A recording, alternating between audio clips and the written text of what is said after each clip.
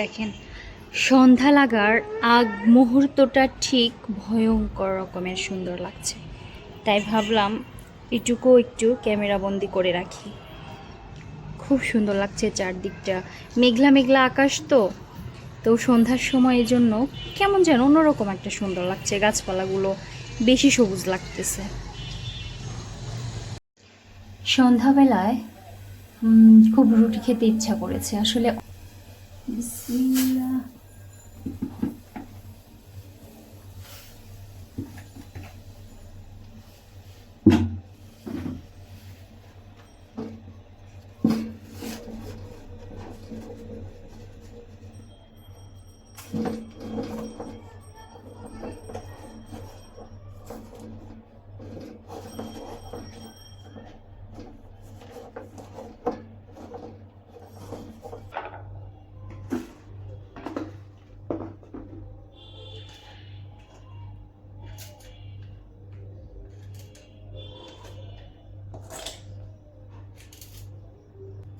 আমার কাছে মনে হয় তাড়াতাড়ি আগায় যায়, তাই এইভাবেই আমি নিতে থাকবো।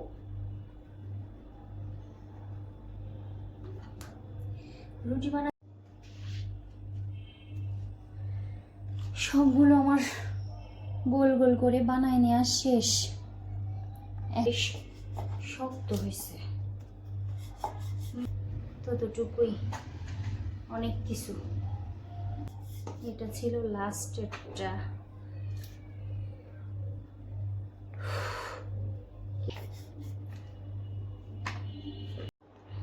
এই রুটিটাই এখন শেষ, এটা হলে বাঁচি। এত গরমের গরম, প্রচুর গরম, গরমে থাকা যাচ্ছে না। আজকে রুটিগুলোও বানায়া শান্তি পাচ্ছি না, আটাটা হয়েছে শক্ত, কষ্ট মষ্ট করে এটাই বানাচ্ছি। এটা হইলে বাঁচি, তারপরে আবার আছে আরেক ঝামেলা, ভাজার আরেকটা ঝামেলা, তাহলে গা হয়। কিছু তো করার নাই, খাওয়ার ইচ্ছা হলে তো বানানোই লাগবে। বাবা, বাবা, বাবা, তোমার রুটি খেতে ইচ্ছা করে? শেষ, রুটি বানানো শেষ। এই যে সব কটা বানানো শেষ। ফাইনালি আমার রুটি বানানো শেষ হইলো, এখন ভাজতে যাচ্ছি। এই যে এতগুলো রুটি বানালাম, এখন এগুলো ভেজে নিব। বাবারে বাবা, এত পরিমাণের গরম, গরমে বিরক্ত হয়ে গেলাম। উফ, দেখি রুটি ভাজার কড়াইটা মনে হয় গরম হয়ে গেছে, এখন রুটিগুলো ভেজে ফেলি। হিট হয়ে গেছে তাওয়াটা। বিসমিল্লাহ।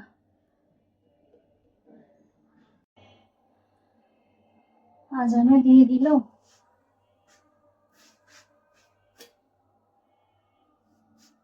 রাত তো তাহলে অনেকই হলো, আজান দিয়ে দিল, অনেক রাত হয়েছে। আজকে একটা রুটিও খুলতে চাচ্ছে না ভালোভাবে, মনের মতো হয় নাই যে আজকে আর।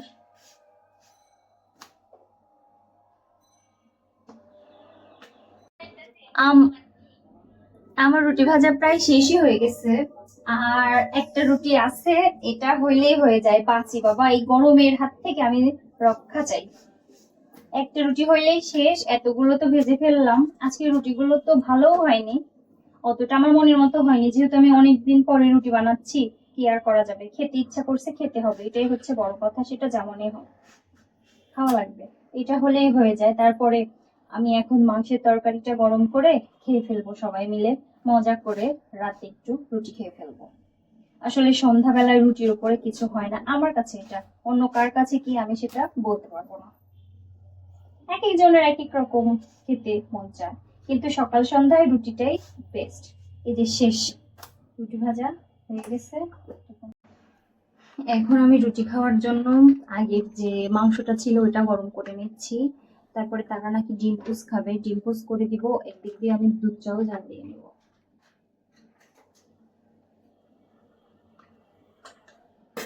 এই দুধটা ওর বাবার অফিসের নিজস্ব খামার আছে তো, এগ্রো ফার্মের দুধ অনেক ভালো।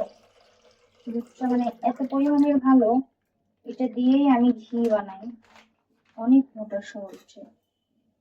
দুধটা দেখলেই বোঝা যায় আসলে অনেকটা বেশি ভালো।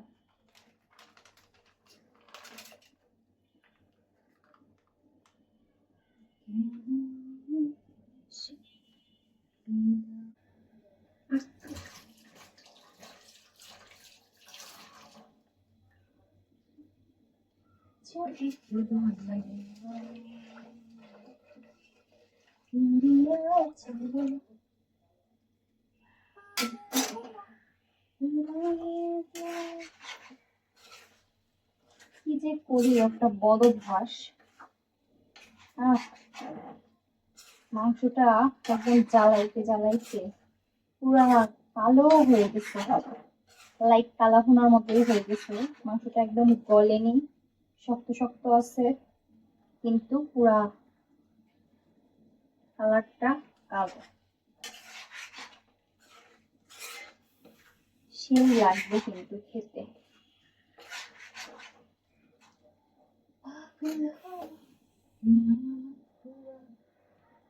যদি না হয় তাহলে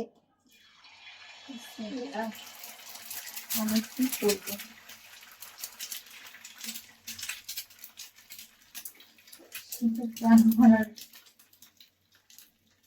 কিছু করার থাকে না।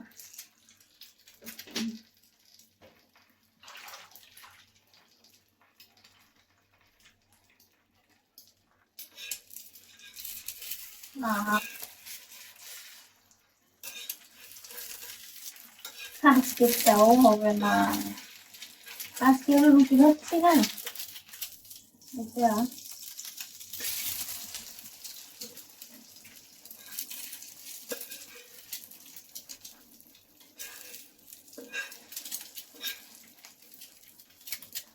প্রত্যেকটা দিন যদি এরকম হতে থাকে তাহলে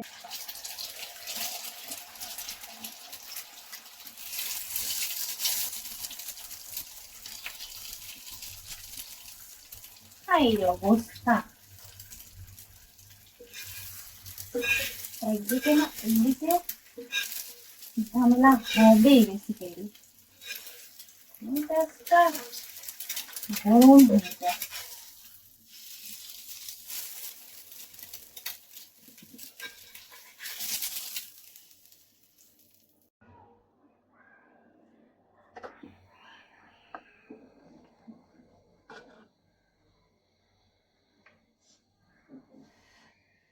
এদিকে দুধটাও জাল দিয়ে নিচ্ছি, খেতে পারবো।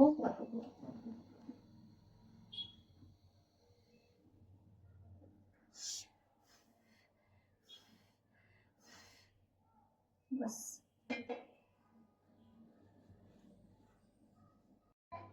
দাঁড়াও বাবা, তোমাদের জন্য আমি খাবার নিয়ে আসতেছি। এই যে হয়ে গেছে না, এখন প্রিপারেশন নিচ্ছি, খাবারগুলো বেড়ে নেই একসাথে, তারপরে খাবো। কতটুকু নিব? আমার ইচ্ছা, খাবে তুমি, এই যতটুকু নিয়ে নিলাম। চলেন এখন সবাই একসাথে খাই, খাওয়া দাওয়া করি। বাবু, কিন্তু এই কিছুদিন ধরে ডিম্পোজ আসলে ভালো হচ্ছে না, কিছু করার নাই।